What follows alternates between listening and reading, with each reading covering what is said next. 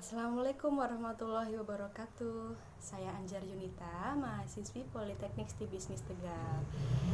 Di video kali ini saya ingin mempresentasikan proposal bisnis, yaitu bisnis kerajinan dari kain flanel. Tugas ini diajukan untuk memenuhi ujian akhir semester mata kuliah komunikasi bisnis. Adapun hal yang melatar belakangi saya memilih bisnis kerajinan kain flanel ini karena bisnis kerajinan dari kain flanel adalah bisnis kerajinan yang tidak kalah menggiurkan dari segi keuntungannya dibandingkan dengan bisnis kerajinan yang lain. Kain flanel adalah jenis kain yang dibuat dari serat wol tanpa ditenun. Dalam sejarahnya, kain flanel telah dibuat sebagai bahan dasar kerajinan. Telah banyak kreasi yang diciptakan dari kain yang bertekstur lembut seperti kapas ini. Menjalankan bisnis kreasi dari kain flanel memberikan banyak keuntungan bagi pelaku usahanya. Di samping proses produksi yang terbilang mudah, memulai bisnis ini juga tidak membutuhkan modal yang besar. Sehingga siapa saja bisa mencobanya sebagai peluang bisnis rumahan yang cukup menguntungkan. Kemudian untuk target pasar dan rencana pemasaran. Produk-produk yang biasa dihasilkan dari kreasi kain flanel relatif berukuran tidak terlalu besar dan bersifat entertaining. Hal itu disebabkan karena kain flanel yang cenderung memiliki varian warna yang mencolok dan cerah. Oleh sebab itu, segmen pasar dari produk kreasi kain flanel rata-rata adalah remaja hingga anak-anak di rentang usia 3-17 tahun. Namun meski demikian, tidak menutup kemungkinan loh bisnis ini juga menyasar usia-usia dewasa, yaitu misalnya mereka yang akan menggelar acara dan membutuhkan souvenir untuk acaranya. Kain flanel juga bisa dibuat menjadi bros untuk dijadikan sebagai aksesoris hijab di masa kini dan tidak kalah menariknya dengan bros yang terbuat dari bahan yang lain. Beberapa metode dan strategi pemasaran yang akan dilakukan antara lain, yang pertama yaitu promosi dari mulut ke mulut. Metode ini dapat dilakukan dengan diawali dari jaringan terdekat, yaitu keluarga, teman, atau saudara.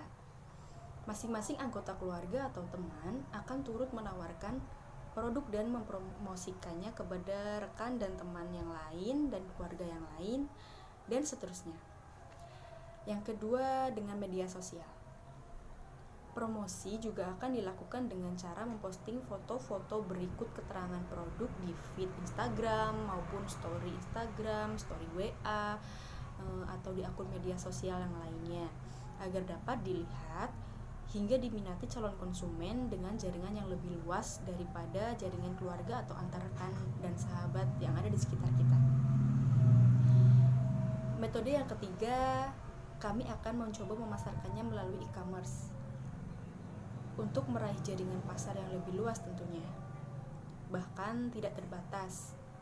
Wajib hukumnya mempromosikan produk di situs jual beli online loh. Metode pemasaran selanjutnya atau yang keempat adalah dengan membuka offline store untuk melayani konsumen dengan jarak yang tidak terlalu jauh dari rumah. Produk-produk kreasi kain flanel ini tidak membutuhkan ruang display yang makan tempat. Yang menjadi penting adalah adanya banner dan papan nama usaha di depan rumah yang eye-catching dan ikonik, dan bisa memberikan informasi yang cukup untuk para calon pelanggan di sekitar rumah. Jangan lupa dipasangnya di depan teras rumah ya, biar kelihatan setiap orang yang lewat di depan rumah. Kemudian untuk aspek produksinya, nama produk dagang untuk kerajinan kain flanel saya ini akan saya beri merek atau nama dagang Zoya Collection. Jenis produk yang akan saya jual adalah kerajinan yang terbuat dari kain flanel dengan beberapa varian atau bentuk dan model seperti kaos flanel, gantungan kunci flanel, dan bros hijab flanel. Adapun bahan baku yang diperlukan untuk membuat kerajinan ini tentunya ya kain flanel. Dan selain itu ada kaos polos dengan ukuran S, M, L, dan XL. Ada benang, ada kancing hias, dan rantai gantungan kunci. Kalau kita akan membuat bros, tentunya kita akan membutuhkan peniti ya teman-teman. Selanjutnya ada peralatan yang dibutuhkan.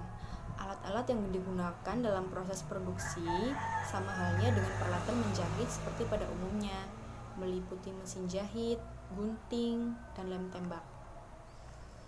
Aspek selanjutnya yaitu aspek organisasi dan sumber daya manusia. Dalam menjalankan bisnis ini dibutuhkan beberapa tenaga kerja agar dapat beroperasi. Oleh karena itu, pemilik telah menyusun suatu struktur organisasi yang diharapkan dapat menunjang bisnis yang sedang dijalankan. Sebagai berikut. Di sini ada jabatan pemilik sekaligus desainer ya, yaitu saya sendiri. Berjumlah 1 orang. Kemudian ada penjahit sebanyak 3 orang. Marketing dan promosi ada 2 orang, dan pelayan ada 2 orang. Aspek selanjutnya atau aspek yang terakhir yaitu aspek keuangan. Untuk modal investasi awal, kita memerlukan mesin jahit seharga Rp4.500.000 itu untuk 3 mesin jahit ya teman-teman. Karena kita punya 3 personil untuk menjahit atau 3 karyawan penjahit ya. 1 mesin jahit itu kurang lebih Rp1.500.000 harganya, dikalikan 3 jadi Rp4.500.000. Untuk peralatan jahit estimasinya Rp500.000. Bahan flanel yang dibutuhkan Rp700.000. Kaos polos semua ukuran ada Rp1.500.000. Total untuk semua modal investasi awal ada Rp7.200.000.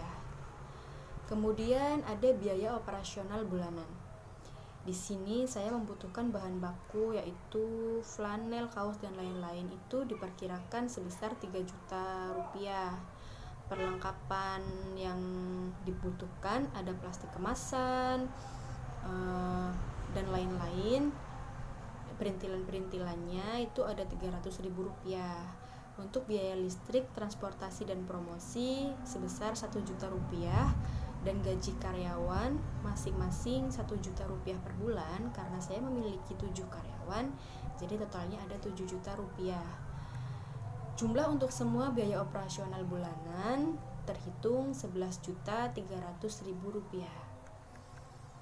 Saya juga menyiapkan biaya tak terduga sebesar Rp500.000. Sekarang saya akan menghitung asumsi pendapatan per bulan. Pendapatan dari penjualan, saya menargetkan sebulan saya bisa menjual 100 kaos ukuran S yang masing-masing seharga Rp35.000, jadi ada Rp3.500.000. Untuk 100 kaos ukuran M yang masing-masing harga per piece-nya Rp40.000, totalnya Rp4.000.000. Untuk 100 kaos ukuran L dengan harga per piece Rp45.000, saya bisa memperoleh Rp4.500.000. 100 kaos ukuran XL dengan harga per piece Rp47.500, saya bisa mendapat uang hasil penjualan sebesar Rp4.750.000. Selain penjualan kaos, juga saya akan menargetkan penjualan souvenir dengan penjualan Rp1.000. Masing-masing harga souvenir per piece adalah Rp3.000. Jika saya menjual sebanyak 1.000, saya akan mendapatkan Rp3 juta. Dengan 500 aksesoris yang harganya masing-masing Rp10.000, saya juga akan memperoleh Rp5 juta. Dengan begitu, target penjualan dan pendapatan yang mungkin saya dapatkan totalnya adalah Rp24.750.000. Jadi bisa dihitung dari situ keuntungan yang saya dapatkan yaitu pendapatan dikurangi biaya operasional bulanan dikurangi biaya tak terduga, semuanya adalah Rp24.750.000 dikurangi Rp11.300.000 dan dikurangi Rp500.000, semuanya ada Rp12.000. Wah, sangat menguntungkan ya teman-teman. Kalau proposal bisnis ini bisa kita jalankan, sungguh menggiurkan hasilnya. Nah, begitulah proposal bisnis kerajinan dari kain flanel yang saya buat kali ini. Semoga bisa kita jalankan ya dengan baik dan teman-teman juga meminatinya. Selamat berkreasi teman-teman. Wassalamualaikum warahmatullahi wabarakatuh.